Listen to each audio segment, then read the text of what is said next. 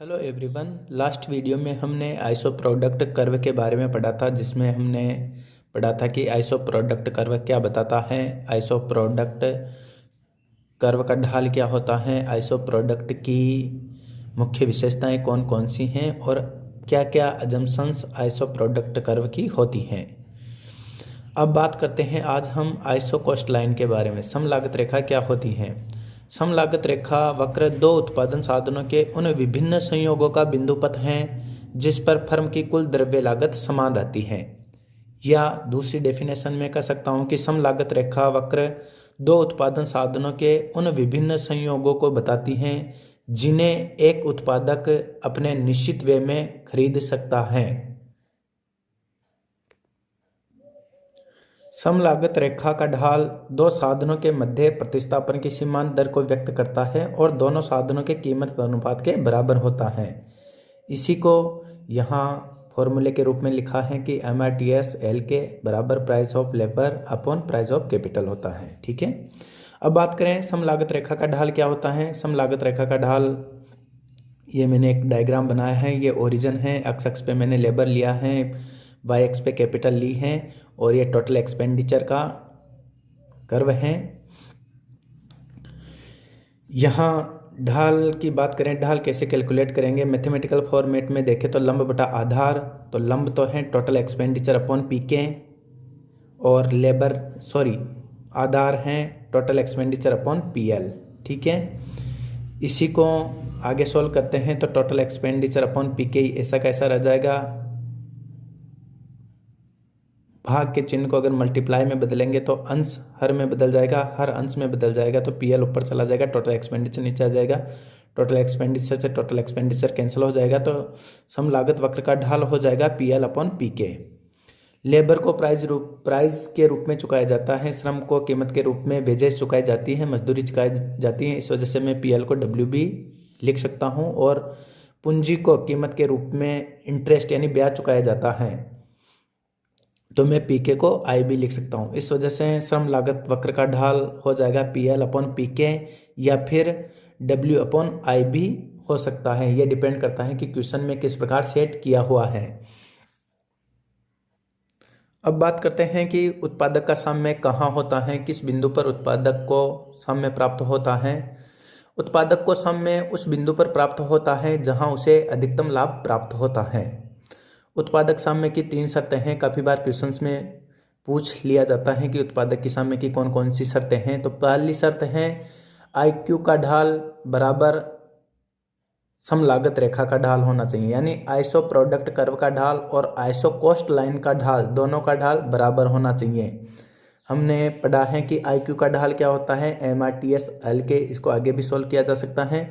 और समलागत रेखा का ढाल होता है PL अपॉन PK, जिसको अपन W अपॉन I भी लिख सकते हैं, इसको भी आगे सोल्व किया जा सकता है। तो IQ का ढाल और समलागत रेखा का ढाल दोनों बराबर होने चाहिए, पहली कंडीशंस ये हैं। दूसरी कंडीशन है समलागत रेखा वक्र समोत्पाद वक्र को स्पर्श करती या करनी चाहिए, यानी isocost line isoproduct curve को स्पर्श करती हुई होनी चाहिए या करनी चाहिए। जैसा कि डायग्राम में मैंने दिखा रखा है, ये ओरिजिन है, एक्स अक्ष पे मैंने लेबर श्रम की इकाइयाँ ली हुई हैं, वाई अक्ष पे मैंने पूंजी की इकाइयाँ ली हुई हैं। इस चित्र में या डायग्राम में देखने पर स्पष्ट है कि इसमें 3 आइसो प्रोडक्ट कर्व हैं, लेकिन आइसो कोस्ट लाइन है ये AB, ये केवल IP3 यानी आइसो प्रोडक्ट जो 3 वक्र हैं उसके P बिंदु पर स्पर्श कर रही है। तो IP3 का ओनली P बिंदु श्रम एवं पूंजी का अनुकूलतम संयोग कहलाता है, क्योंकि यहाँ पर आइसो प्रोडक्ट कर्व 3 के P बिंदु पर AB आइसो कोस्ट लाइन स्पर्श कर रही है, तो इस बिंदु को श्रम एवं पूंजी का अनुकूलतम संयोग बिंदु कहा जाएगा। ठीक है, क्योंकि इसी बिंदु पर समलागत रेखा समोत्पाद वक्र को स्पर्श कर रही है। ठीक है, ये चित्र में देखने से अपने को स्पष्ट हो रहा है। ये AB आइसो कोस्ट लाइन है। ठीक है, ये 3 आइसो प्रोडक्ट कर्व हैं। ये वह बिंदु हैं जहां सम लागत रेखा आइसो प्रोडक्ट कर्व 3 को स्पर्श कर रही है। ठीक है। तीसरी कंडीशंस हैं लेबर और लेबर को किया गया भुगतान, यानी श्रम की कितनी इकाइयां हैं और श्रम की इकाइयों को कितना भुगतान हुआ। वैसे ही कैपिटल और कैपिटल को कितना टोटल भुगतान हुआ, इन दोनों का योग, यानी जो उत्पादन के दो साधन हैं लेबर और कैपिटल, इनको किया गया टोटल भुगतान वह टोटल एक्सपेंडिचर के बराबर होना चाहिए। ठीक है। ये उत्पादक के साम्य की तीसरी शर्त है।